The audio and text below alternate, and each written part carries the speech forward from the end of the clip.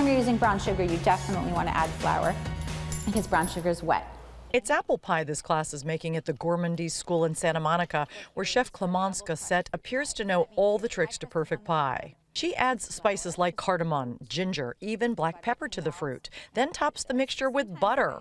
You want your apples to cook in something. You want there to be some extra fat in there. The filling is important, but making a flaky crust is an art form. She makes dough into discs she puts in the fridge, as keeping butter cold is crucial. One of my most favorite tips is when you're getting ready to make your pie crust, you get to beat the dough. This is great for any aggressions you might have in today's LA climate.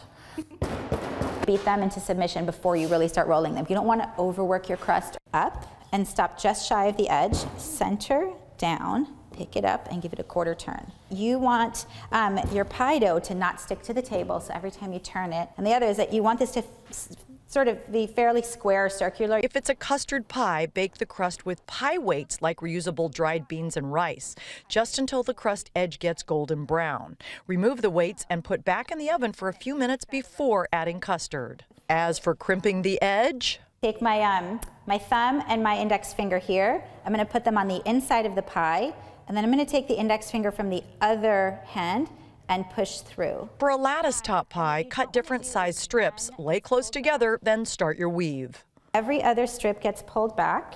If you're doing a double crust pie, make sure and create vents on the top. Nobody likes gummy crust. Hello, I'm Mark Brown. Click the ABC7 logo to subscribe to our Eyewitness News YouTube channel.